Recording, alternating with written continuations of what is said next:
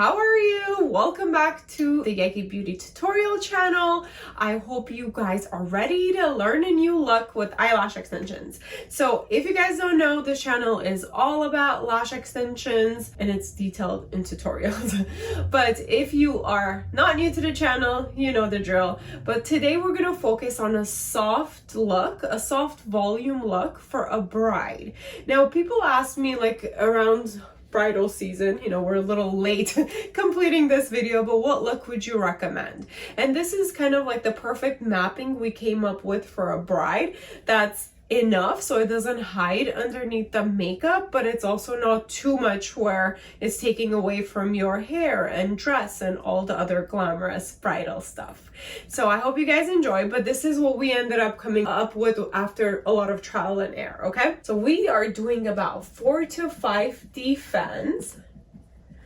What does that mean if you're new, right? So in each of our little fans, we either have 4 pieces of hair or 5 pieces of hair. So that's either 4D or 5D. And we're using 0.07 thickness lashes. So these are the thicker side for the volume lashes.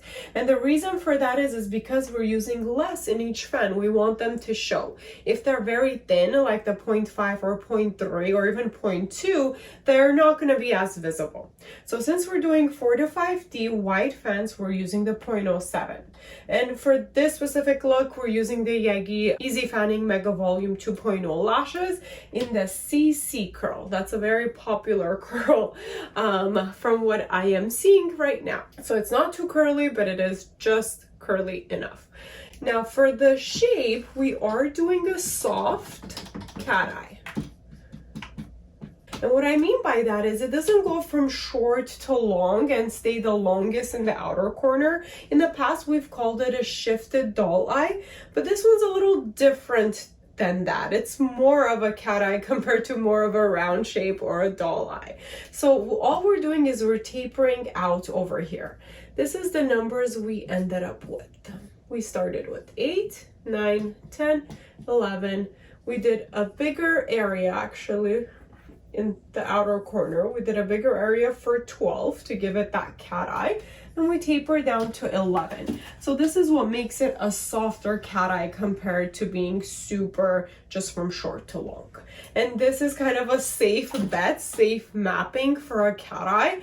And that's why we chose it actually, because if you're not super familiar with eye shapes, you may do a full cat eye on a client, and then it ends up looking kind of droopy or not perfect for them. So having it being a soft cat eye, tapering down in the outer corners a little bit, it's gonna keep it safe for any eye shape. Within the tutorial, there's a cool lesson that we learned, okay? So if somebody wants a natural look, we don't want to go too long. Initially, the length that we had chosen for this specific client before we saw her, we were going to go all the way up to like 13, 14 in this area. But when we grabbed that 14 fan and measured it against hers after her eyes were taped down and we could see better, it ended up looking too long. And by too long, I'll explain that more in the tutorial, but that's why we taper down, or we went down to a length 12, but we'll go over that in the full tutorial, so stay tuned. As always, we are going to start off by taping the bottom lashes. Now, if you need a detailed way of taping the bottom lashes, I will link another video below so you guys can go review that. But pretty much the way we tape is we use the under eye patch to hold down the bottom lashes as good as possible without getting it too close. This is the common thing I see a lot of newer lash artists doing. They put the under eye patch too close and then it doesn't sit right and it causes discomfort or not clean taping for the lash artist to apply the extensions properly. So the trick is put the under eye patch kind of lower, even if it's not holding any bottom lashes. It's mainly to protect the under eye skin and keep it hydrated from the tape. And then over that, use tape to hold down the bottom lashes. We are using the Yegi Hydrating Under Eye Patches and the blue sensitive tape over it. I'll link all the products below, so if there's anything you're curious about, it'll be there. Or if you have any questions, feel free to ask in the comments below. Now here are the Easy Fanning lashes. These are the Mega Volume 2.0 lashes, and we are using it in the CC curl in 0.07 thickness, and we're only doing about 4 to 5 little hairs in each fan. Our goal is to get more of a natural volume look or a soft volume look. That's why we're choosing the thicker eyelashes, the 0.07 for the volume, but only putting 4 to 5 in there for it to still look full but not too crazy. As you can see, they are super good quality. They are a tiny bit on the pricier side, but you do get a lot more lashes within each tray because of the density of it. And they are made to fan super easily and work well with you, so you could save a lot of time doing your volume set. So if you haven't tried these have been our top seller and really popular for a very long time. Now, when we were doing the mapping initially, we had decided to go all the way up to 14 millimeters. But when she was taped down and we looked at her natural lashes, we noticed that for a natural type of set, 14 looks a lot longer than her naturals. We only wanted about like 1 to 2 millimeters longer than her natural lashes. And that's why we decided to go down 2 millimeters and have our longest length be a 12. So that's a really important thing to keep in mind throughout my years and years of experience. If somebody wants more of like a natural type of length or look, you don't want to go more than a couple millimeters longer than theirs, because the fullness alone is already going to make the lashes look more dramatic than their natural. So you don't need too much length to compensate for a difference, an upgrade from their natural lashes. So here we are applying more tape to be able to redo the mapping on that under eye patch so we can use the shorter lengths. We are using the Gold Line tweezers. These are professional tweezers, and we are using the S-shaped, the curved tweezer for the isolation. This specific one is called A3, and we're using the L-shaped, the boot tweezers, which is called A4. Now, anytime you have like a nice big area to grab volume lashes, like a boot tweezer, it's going to make your life much easier when you're creating and picking up your volume fan. So make sure you, again, play around with tweezers. That's going to make your life easier with the fans. Now we're going to jump around and add these fans throughout the eye, just like the mapping, until they are nice and full. Okay, so remember, again, we're doing about 4 to 5 lashes in each fan before we apply them. And for the isolation, it's always one natural eyelash. If you're kind of new to volume or lashes, we always apply the extensions, if it's a single or a fan, to one natural eyelash. And this is to protect the natural eyelashes and make sure your work looks nice and clean. If you're interested in like detailed classes online or in person, you can check out yegibeauty.com. We do trainings to make sure that you will be one of the best lash artists out there. But of course, tutorials are really good supplement to a certification and education.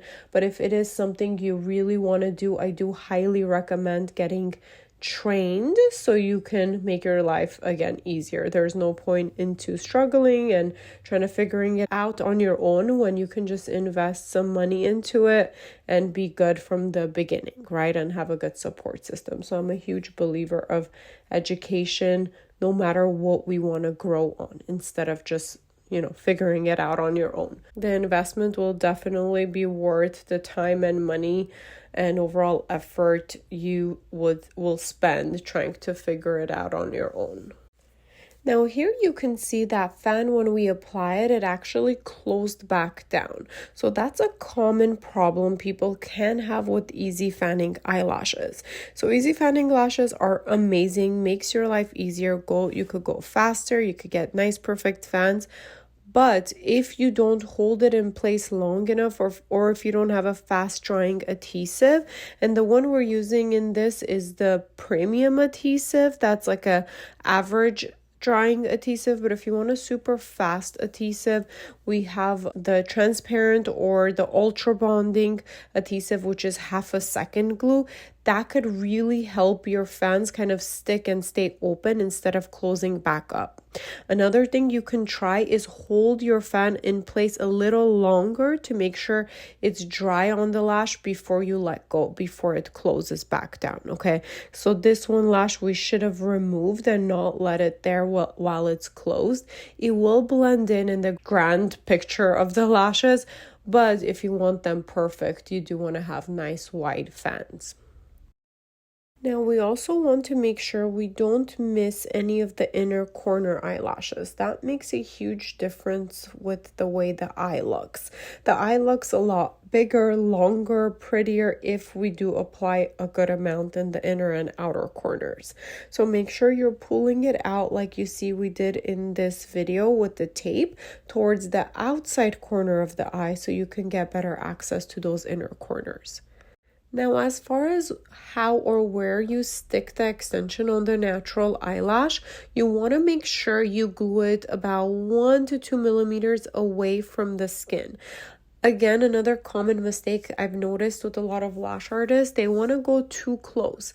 Sometimes it looks prettier when you go really close to the skin, but it ends up costing you because the client's not as comfortable when it's tiny bit further away. So again, from hiring new lash artists and having them work on me so I can also feel like their work, that's what I noticed lately. Like that's a common mistake. So make sure you're not putting it too close to the skin where the client's gonna have any discomfort and not want to come back to you, or it ends up hurting for like 1 or 2 days after the set. We want to avoid that. We want them to be comfortable right from day one.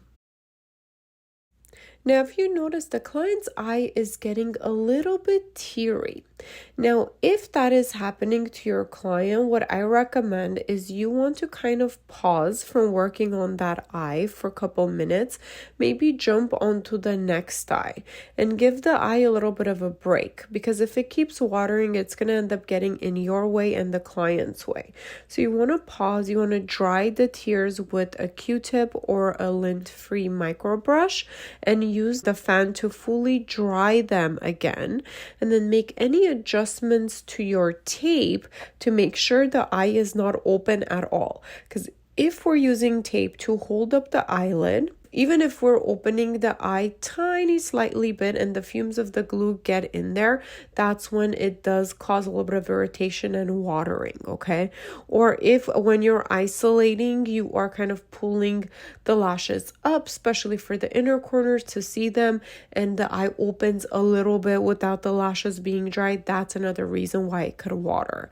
So just so you're aware and you can explain it to the clients too, that's kind of what you should do. Pause and dry it, take a minute, go to the other eye, let that eye relax, and then come back to it.